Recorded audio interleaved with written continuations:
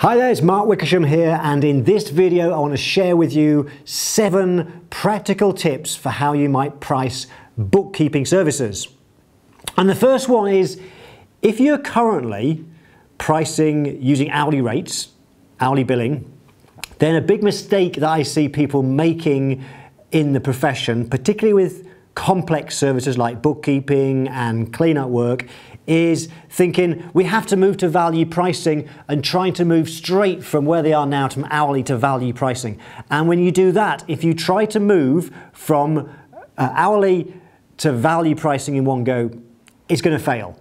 It's going to fail because for complex services, compliance services like bookkeeping, it's difficult to grasp value pricing to start with. For example, value pricing is about pricing based on value. How do you value something you can't touch and feel? How do you value how much it is to do, how much it's worth to do bookkeeping work?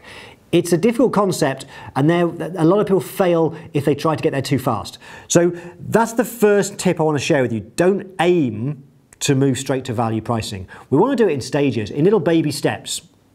And the first thing we want to do is just move to fixed pricing, which isn't value pricing, but if we can move to fixed pricing and know that we can come up with a fixed price that will give us a profit, that's a huge big step. Once you've mastered that, the next steps to get to value pricing are much easier. Okay, so number 2, the second tip is recognize that bookkeeping is valuable. Very often people see it as being low value work, and that's partly to do with perceptions, it's to do with the language we use. We should be using better language. People perceive bookkeeping as just data entry. It can be so much more than that, it's worth more than that. I have a bookkeeper for my business. I outsource the work to her. Her name's Caroline, and she runs a great little business. And I know that she's expensive, but I don't have a problem with that as a customer, because what she does for me is take away a huge amount of stress. I don't have to worry about it. I just know that every month, if I want to check my numbers, they're right. So just recognize that bookkeeping is valuable and you should not be charging it at low prices. So number 3, the third thing is, yes, it's valuable, but let's make it more valuable. Let's increase the value of bookkeeping.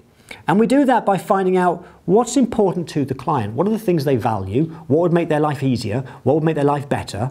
And then figure out how we can add some extra options on to make what we do more valuable. It might be that, as well as the bookkeeping, it may be you meet with them once every month or quarter or year to give them some advice, some business advice, to help them interpret the numbers, to help them see what's happening in their business, to help them with some ideas how they can improve their numbers.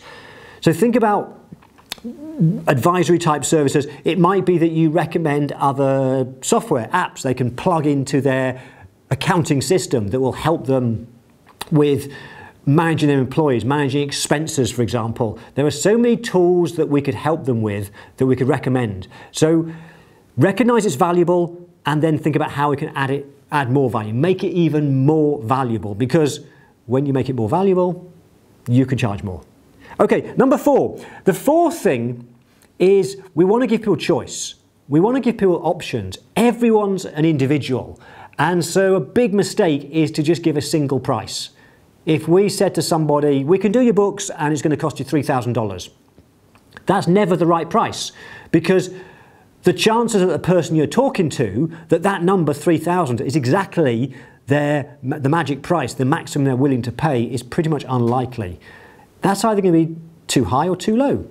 If it's too low, you lose out because that's too expensive. If, on the other hand, they would be willing to pay more and you reveal 3,000, yes, they'll say yes, but you've left money on the table. So we get around that by giving choices, by giving options. I call it menu pricing. Think of it like this. Create a bronze, silver, gold version of your bookkeeping, and then you let the customer choose. The customer will choose based on their perception of the value of each package. Some customers will just want the cheapest one, but there'll be other clients who want more value. There are people that will choose the middle one, and some will choose the most expensive. If you don't offer those more expensive options, those more complete packages, people can't pay you more money. It's as simple as that. So that's number 4. Number 4 is give the client some choices. Number 5 is One of the things that's very important is the way that we communicate the value, the words that we use, the language. And there are many techniques we can use to help the client see the real value of what we do, see the value of bookkeeping. But how do you remember to say the right words in the right order? We need a system. We need a system for the value conversation, for the way we build up the value. And a great system that you can have is to create a professional looking brochure. A brochure that you can use as your agenda in the meeting that will take you through the conversation in the right way. As you talk about the pain they're going through, how you're going to solve the pain, the big benefits of your bookkeeping. As you talk through the different packages, the different options, a brochure will help you to build up the value in the right way so the client wants to buy from you and that price becomes less of an issue. Okay, I've run out of fingers. Number 6, the 6th one is never, ever, ever, ever quote an hourly rate. That's crazy. We touched on it at the start of the video. Hourly pricing is crazy. Customers hate it. They hate hourly rates because of the uncertainty. They don't know what the price will be until you finish doing the work, added up the hours on the timesheet, and then sent a bill.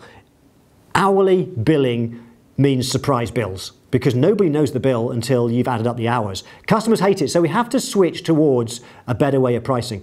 And not only that, but quoting hourly rates is a recipe for disaster because nobody values an hour of your time. Nobody comes to you to buy an hour. They come to you for a result, for a solution to their issues. The hours you spend are not important. So there's no inherent value in an hour of your time. When you say our rate is $40 an hour, people usually say that's expensive because they don't see the value in $40 an hour. They see the value in the result they're going to get. Not only that is, because of the way that psychology works, we make comparisons in our head. We judge price by comparing with something else. And the problem with quoting an hourly rate is that very often what we compare to, and it's subconscious. As a customer, we don't know it's happening, but subconsciously, we will find something else that we can think of that's a smaller hourly rate, a smaller number. So that in comparison, your hourly rate feels expensive. So please never quote hourly rates. We have to move to at least giving a fixed price up front and then eventually to move to value pricing. And then finally, the number 7 is how do we give that fixed price? How do we give a fixed price knowing with certainty that we'll always make a profit? And the key here is we have to make sure that we think about scope. What's the scope factors? What are the things that impact on how much work's involved? We need to identify those. It may well be that the scope factors, the primary scope factors, the most important things are how many transactions a month. Other factors might be how many bank accounts. What industry are they in? You need to identify what are the things that impact the amount of work. And then what we can do from that, we can start to develop a system where we ask the client the scope questions, and based on the answers to those questions, we can start to formulate and calculate a price. So they're my 7 tips on how to price bookkeeping. If you want to find out more, then somewhere, probably below this video somewhere, I put some links. So go and click on the links, there's some free resources for you. Grab those resources and take the next stage of your journey learning how to price bookkeeping. And if you found this video valuable, please click the like button, the thumbs up button. Please feel free to share it as well. And if you haven't already, why not subscribe to my YouTube channel, and then you can get reminders of when I send out brand new videos. Thank you so much for watching. Bye for now.